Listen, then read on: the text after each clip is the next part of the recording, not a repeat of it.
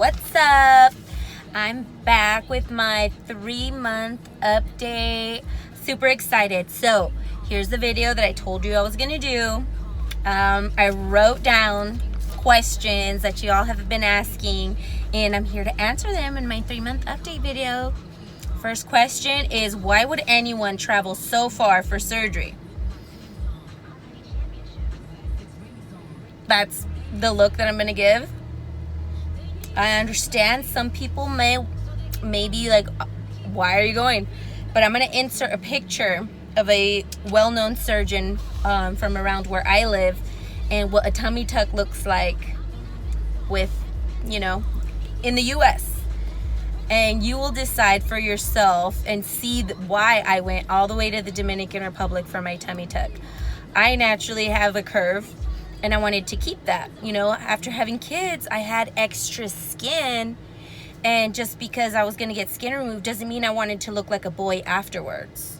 I didn't want square side torso, like, ew. I wanted to have my curves and look more feminine. I mean, if you got your tummy tuck in the US and you look feminine, hey girl, all power to you. But every doctor near me that I've seen before and afters, I was not happy with their results. I would have saved, I did save about $3,000 or $4,000 by not having my surgery home, here at the home. So, I mean, it wouldn't have bothered me to save a little extra $4,000 to have surgery done here if I was confident in the doctor and the results that they were going to give me. So, there's that question. Next question is, where did you stay? I stayed at Rocio Ortega Recovery House. Galan, that's the prettier one that's on their Instagram. Next question is, how is your belly button? My belly button is so cute. At first I was like nervous because the nurses were like, oh, if you don't take care of your belly button, it can close on you all the way. And I'm like, oh my God, I'm gonna have like no belly button. So I would put a cotton ball. That's all I would use, is one cotton ball, and stick that like in there with their version of Neosporin, just to make sure my belly button's cute. And it did. I actually like my belly button. Meds. How much were your medication? My medication, I paid about $300. I know that she asks you to bring about 500, but I only paid about $300 for my medications through Medina.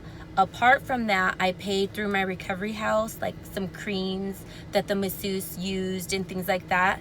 So I saved on the medication because I didn't buy the creams that she offered, because I wanted to use the ones that the masseuse told me, that worked good. So I paid for that separate. And then next question, do you like your body? Hell yeah, I like my body now. In the beginning, while I was in the DR, I cried. I was like, this is not what I wanted. It looked horrible when I would see myself, and it was just super scary. I didn't like it. But now, my 3 months, I am loving it. I am glad that I waited and I didn't talk bad about Medina and her, office, because at the moment I did. At the moment I hated everything. Oh my God. But now, as time went by, I love it. I do. I really do. What's my weight after surgery? This morning I weighed myself and I was at 185. You guys know that when I left, I was at about 180. I was at 180 because I remember my 1 month post or pre-op, I was 189. I was like super happy. So then I dropped another 9 pounds. So I'm up 5 pounds this morning, but I don't feel like it's fat necessarily. I've been going to the gym and lifting more weight, so I feel like I'm just getting my muscle mass back. Hey. How many days did I stay in the DR? I stayed for, I believe, 15 days. Next question. Are you planning to do round 2?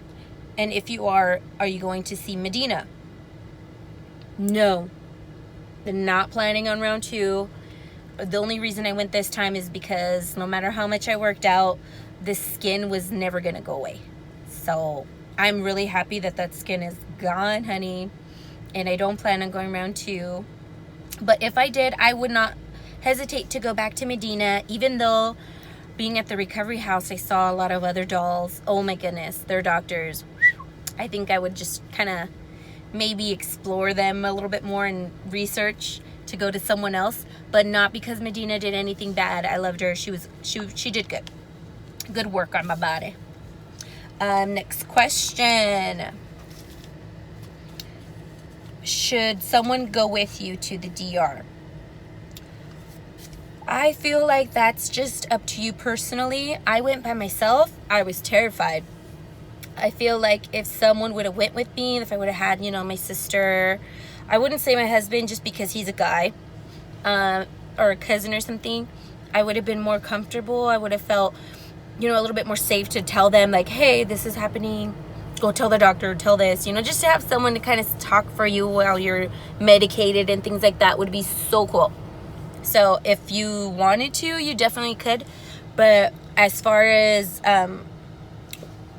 bringing someone to feel safe, I think once I got to my inside the recovery house and, got comfortable there, I didn't really need anybody, because there's a lot of other women just like you that are getting their surgery and, people to talk to. So that was nice. And the nurses at my recovery house that I went to, it's Rocio Ortega Recovery House, were super nice. All the nurses and doctors there, so I felt comfortable. Any regrets? Yes. I regret not smacking the nurse in the face. No, just kidding. I regret letting the nurse that massaged me keep rubbing that burning liquid into my skin, causing burns, like my scar. I'm really sad about it. It is kind of fading, so I can't be that mad, but I wish I would have been more aggressive with her and been like, stop, instead of just telling her that it burns. I should have just straight up pushed her away. That's my only regret. Next question. Was there any pre-visits to a doctor? No. I didn't see a doctor recommended by Medina or anything like that here in the States. I did go on my own to my physician, or whatever it's called. What do they call it now? PCP? Yeah, whatever.